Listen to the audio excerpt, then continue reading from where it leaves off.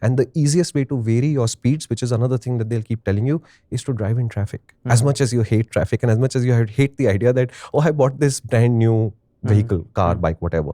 And now what do you expect me to do? I want to go down like the highway and do a trip.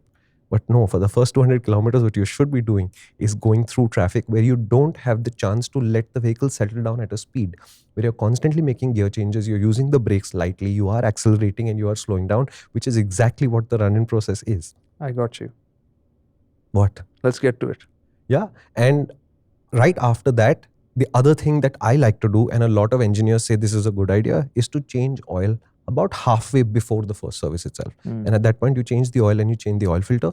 Remember, the insight of this is very simple.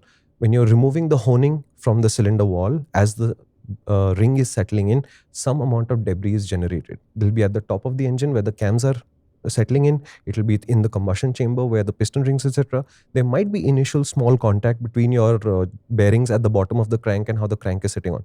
You want all of this debris removed, and to me, halfway between new and first service is the right time to do it. Don't worry about the expense. This is also not the time to spend on expensive synthetic oils. Because remember, in another 300, 500 kilometers, this oil is going to get flushed out of the engine too. So I don't care what oil you use, just use the same grade as what the manufacturer recommends. I honestly don't pay enough attention to this. So whatever oil comes and whatever they put in is good enough for me at the service center. I don't break my head over this. If it's synthetic, semi-synthetic, mineral, honestly, I don't care. Do you have a thing? I was just going to say, will you stop the teasing and tell them how you do it? Yeah, sure. So I've done all the versions of it, okay? When I had my first RD350, which was a sensitive engine, very loose tolerances, very low levels of metallurgy compared to what we see today, I had to go through the process of babying it. And when I didn't baby it, I also seized that engine 2-3 times until we discovered it wasn't my actual fault. One of the conrods in the cylinder was just bent. off, and every single time it would knock a piston into the wall and eventually cause some sort of failure. Yeah. So I had to baby that engine. My KB125, I don't remember being so cautious, but remember, we're already talking a 20-year shift from technology into the, I'm going to say, late 90s. So I already didn't baby it as much as the RD350, which again, remember the RD350's context was parts were difficult to get. It was an old twin-cylinder engine from the 70s, etc., etc. It was out of production by then. Everything that you bought was expensive and hard to find. Like each piston that we destroyed was a thing, right? When I got to, let's say, my Duke 200, I don't remember sparing it even in the beginning. The 390, I know I caned it for the first 50 kilometers. Like everything that I just told you about not generating excessive cylinder pressures, I did all of those things.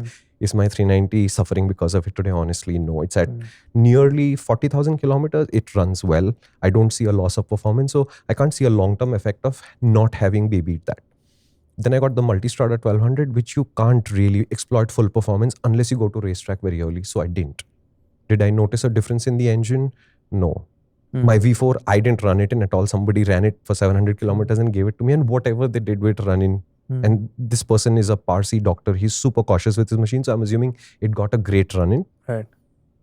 I can't tell the difference between my 1200, which was not running so carefully, and the V4, which was running super carefully. So as far as I'm concerned, if you're not stupid, as Karthik said at the beginning, if you're not going to be an ass about it, I think basically you'll do fine.